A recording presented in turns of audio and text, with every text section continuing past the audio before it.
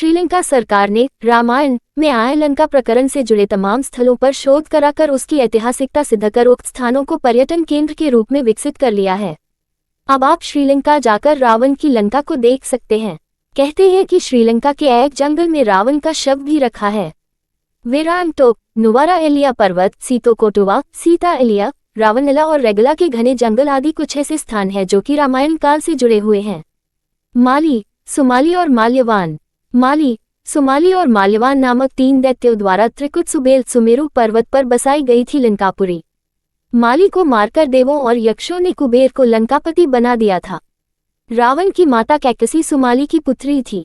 अपने नाना के उकसाने पर रावण ने अपनी सौतेली माता इलविल्ला के पुत्र कुबेर से युद्ध की ठानी थी और लंका को फिर से राक्षसों के अधीन लेने की सोची।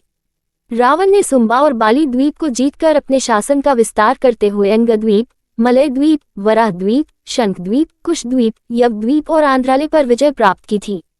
इसके बाद रावण ने लंका को अपना लक्ष्य बनाया। लंका पर कुबेर का राज्य था, परंतु पिता ने लंका के लिए रावण को दिलासा दी तथा कुबेर को कैलाश पर्वत के आसपास के त्रिविष्टुप तिब्बत क्षेत्र में रहने के लिए कह दिया। इसी तारतम्य में रावण ने कुबेर का पुष्पक विमान भी छीन लिया।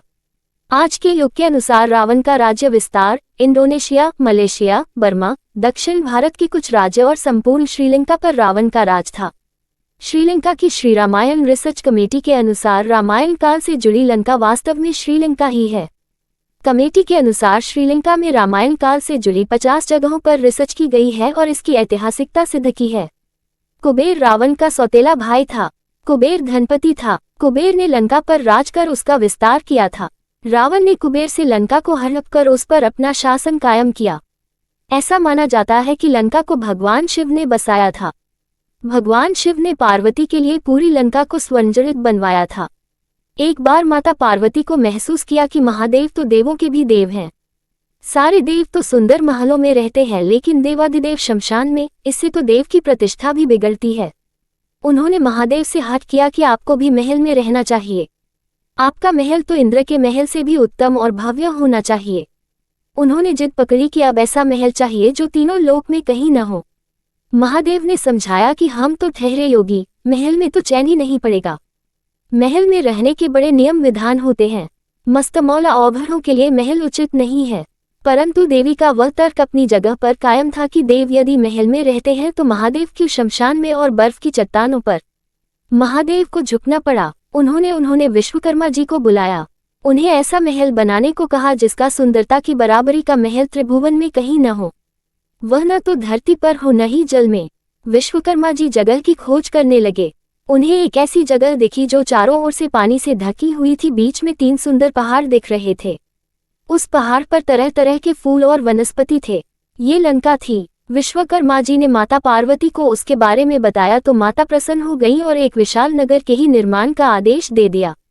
विश्वकर्मा जी ने अपनी कला का परिचय देते वहां सोने की अद्भुत नगरी ही बना दी। माता ने गृह प्रवेश को मुहूर्त निकलवाया।